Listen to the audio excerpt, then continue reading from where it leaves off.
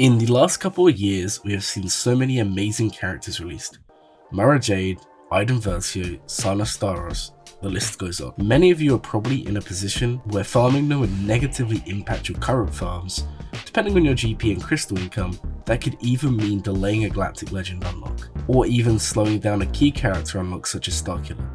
The question is it ever worth it to farm a new character? Hey Glurmit, you should always wait for double drops before farming a new character. Unfortunately, this game is not that simple. There are many factors which you need to account for when deciding whether it's worth farming a new character. In order to help you decide whether a new character is worth farming for you, let's break them down into different categories. The 3-star Gear 11 viable. The following characters are worth taking to 3 stars. You may have missed the event, and in this case you will have to farm them up a little bit, and they're always worth taking to Gear 11. Doing this will not impact your farms and will massively improve your roster. This applies to almost all GP brackets. Please note, however, that some of the examples are characters that are now accelerated, but they're still newer characters that would have applied at the time. Examples include Aiden Versio, Mara Jade, Zori, and Tusken Chieftain. All of these characters will boost factions to an ungodly level for little to no investment. Then we have the OMICRON dependents. These characters work at lower gears, but you do need an OMICRON applied for them to work at a high level. The one and only example for now includes Dash Render, although there's probably going to be more down the line. Dash is one of those characters that at low gear, low stars, he's good, but when you apply the OMICRON, he's fantastic. Next up, we have the faction boosters. These are characters that massively boost a faction, and you may already have some of the pieces.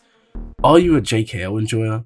If so, you should probably work on Sana Staros. Past examples include Mara Jade, Kyle Katarn, and Aiden Versio. These are all characters who boost existing factions to new levels. If you have their squad built up, then it makes a lot of sense to finish their farms. Again, you don't necessarily have to take them to 7-star relics. Some of them you might want to, but for a lot of them, Gear 11, 3, 4 or 5 stars, and you should be okay with these characters. They're always worth investing in because they will give those factions a massive boost. The DATACRON boosted.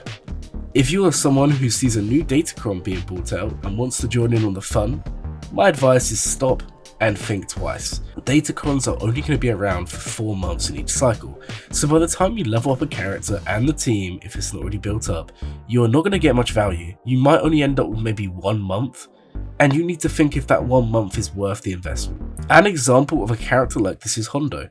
Yes, Hondo is a great character, I think he's one that everyone should work on, but if you're farming him just for a Datacron, by the time you finish him and Relic 7 him, and work on a team for him, that set's already gone.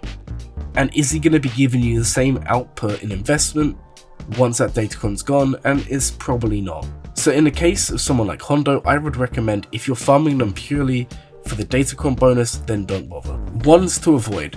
When new characters are released, I would recommend everyone does some research about them.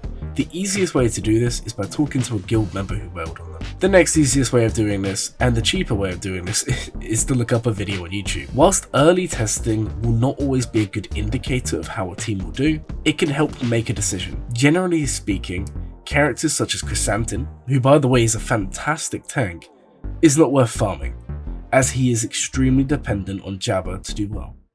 For this reason, you should avoid characters like this, and you will find what characters are like this through watching people wail and through watching people test. Thank you all for watching the video. I hope it helped you decide whether it's worth investing in new characters or not. If you enjoyed the video, please consider liking and subscribing, and I hope you all have a glowing day.